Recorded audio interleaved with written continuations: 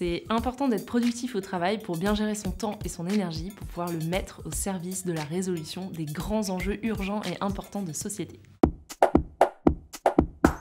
Être du matin ou du soir, c'est une fausse question. Le challenge, c'est de trouver un environnement qui va vous permettre d'être efficace en fonction de votre tendance naturelle. Pour trouver son rythme de travail, il faut accepter que ça prenne du temps, il faut tester des choses. On s'observe déjà et on regarde durant la journée, on essaie de trouver les moments dans lesquels on a le plus d'énergie et les moments où on est un peu down. En fonction de ça, on va mettre les tâches qui nécessitent beaucoup de concentration, là on a beaucoup d'énergie, et les tâches sociales, les tâches créatives, là on a un petit coup de barre.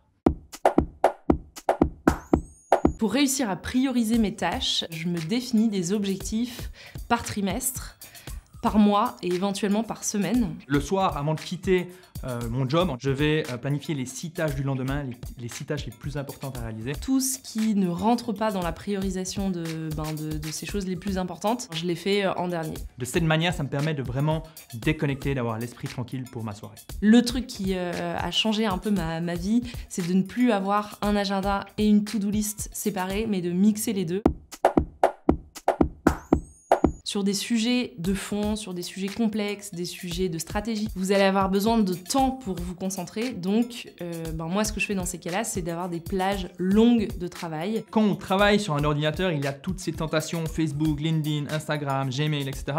Moi, personnellement, je me fais pas confiance et donc j'utilise l'application BlockSite qui me permet finalement de bloquer tous les sites qui sont très tentants, très distrayants et durant les périodes souhaitées. Pas de notification de messages, de WhatsApp, de réseaux sociaux, de mails, de Slack, de tout ce que vous voulez, j'ai tout coupé. L'autre conseil pour rester concentré, si vous avez la possibilité, c'est de vous extraire du bureau, d'être dans un endroit où vous êtes bien et où vous êtes super concentré, où il ne peut pas y avoir d'autres personnes qui vous sollicitent. Premier truc, en envoyant des emails de qualité. Donc c'est-à-dire des emails où il y a toutes les informations, des emails que l'on va commencer à remplir par la fin, donc pièce jointe, signature, corps du texte, titre. Pour passer moins de temps sur ces mails, moi je me bloque des plages horaires de 30 minutes dans mon agenda, des endroits où je sais que je vais pas pouvoir me mettre sur des sujets de fond. Et si c'est des mails qui me demandent un travail plus long pour le faire, et je me bloque du temps, je sais pas, dans les jours qui viennent ou dans les semaines qui viennent pour pouvoir y répondre. Moi personnellement, j'utilise 3 dossiers principaux. Un sous-dossier qui s'intitule Action à prendre. Donc dans ce dossier, je vais mettre tous les mails qui nécessitent un travail à réaliser de ma part. Le deuxième sous-dossier, c'est un dossier qui s'intitule En attente de réponse. Et donc là, quand je vais envoyer un email, je vais mettre la discussion dans ce dossier. Ça me permettra une fois par semaine de relancer les personnes. Et le dernier dossier, c'est un dossier intitulé Archives qui peut être un fourre-tout, mais qui peut aussi être un endroit où vous allez classer vos archives par sous-dossier.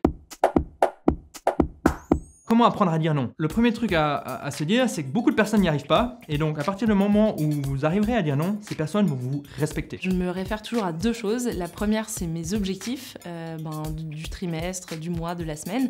Est-ce que le fait de faire ça, de consacrer du temps à ça, ça me permet d'atteindre ces objectifs? Et si c'est non, il y a peut-être une autre question importante à se poser, c'est est-ce que ça me fait plaisir? Est-ce que ça me donne de l'énergie? Quand votre supérieur arrive avec quelque chose, une nouvelle tâche, que vous pouvez faire, c'est le laisser dans sa position up et lui dire « Ok, je veux bien faire cette nouvelle tâche, mais qu'est-ce que j'enlève dans toutes les tâches que vous m'avez déjà confiées ?» Et de cette manière, ça le laisse en face de ses responsabilités.